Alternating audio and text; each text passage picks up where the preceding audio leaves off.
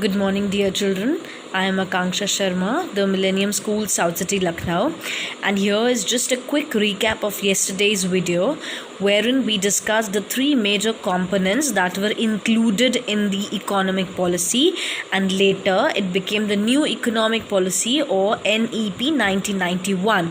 So the three major components that were included into New Economic Policy were liberalization, privatization, and globalization. And just because of this new economic policy, there were certain changes, there were certain effects of this new economic policy on business and industry. And yesterday we just covered three of them, and these are that the competition increased, the customers became more demanding, and the investment in research and development, that is technological environment, rapidly required certain changes. So moving further, we start with the fourth point as an impact of changes, as an impact or you can say effect of NEP on business and industry. So the fourth point we begin is necessity for change. Yes, necessity for change is the fourth impact of the changes that were made to NEP on business and industry. Children, here the fourth point simply means that change became a necessity for the business and industry, because prior to 1991, prior to the crisis, right, long policies that were framed by the business and industries, in other words, business enterprises could follow the same policies for a longer time. But then after 1991, when there were so many changes happening in the environment, competition was increasing, the customers became more demanding.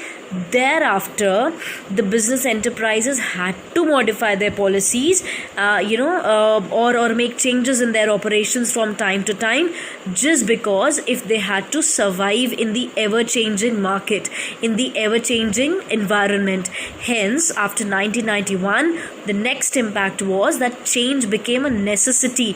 It was necessary for the business and industry to keep modifying, their policies, keep adapting the changes that were coming in the environment.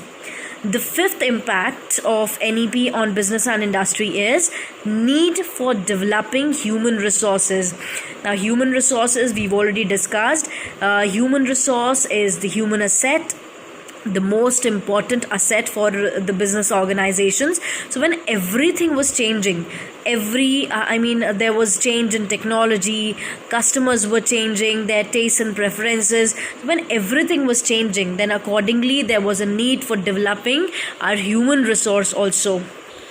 Children, before 1991, the Indian enterprises were somehow even managing with untrained professionals, right? They were somehow managing. But then just after 1991, with so many changes in the market, now the new market conditions also required people with higher competence and skill.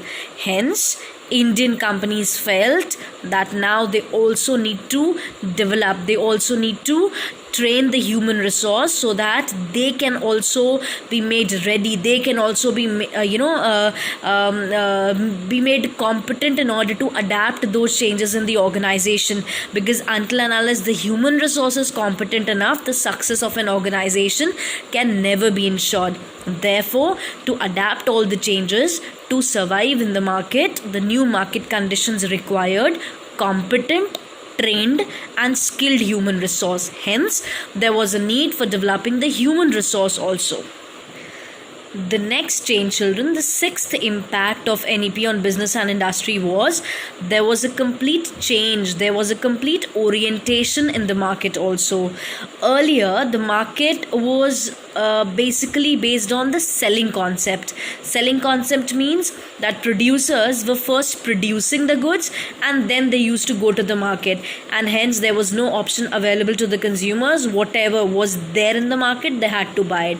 But later, 1991, after 1991, there was a complete change.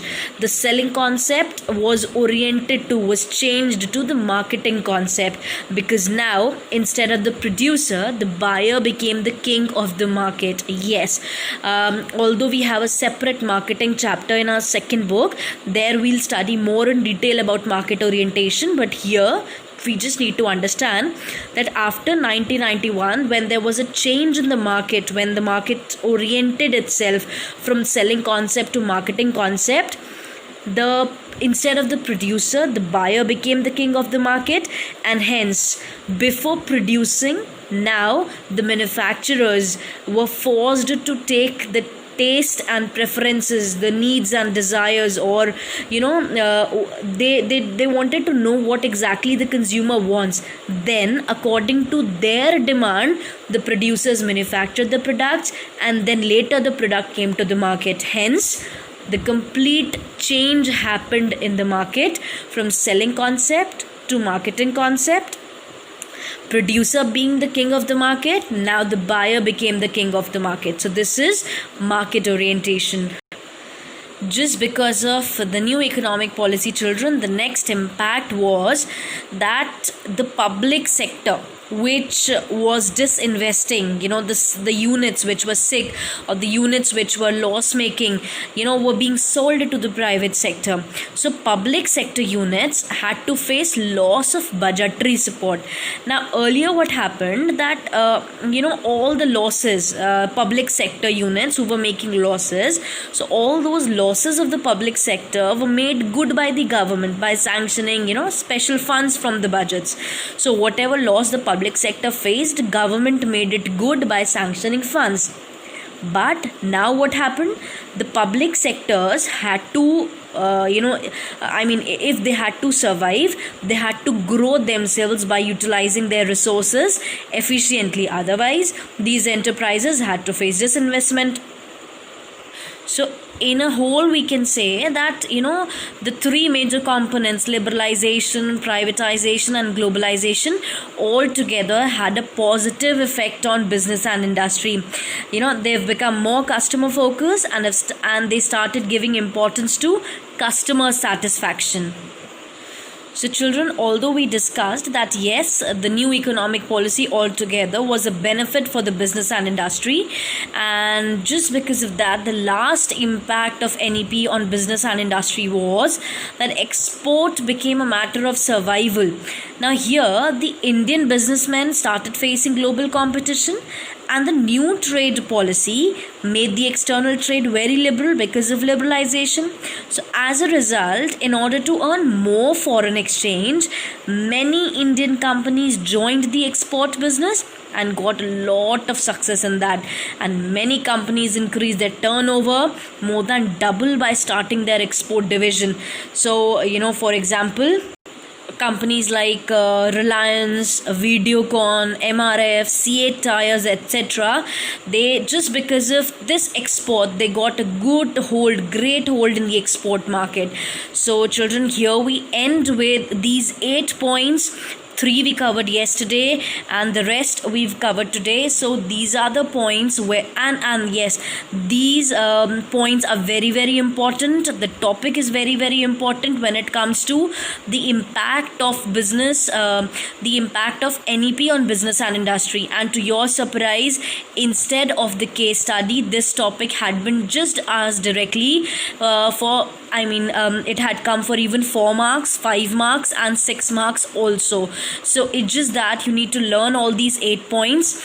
In short, the impact or the effects of the changes that were made to new economic policy, what were the effects of the NEP on Indian business and industry, needs to be learnt by you all. So here we end with this topic. Thank you.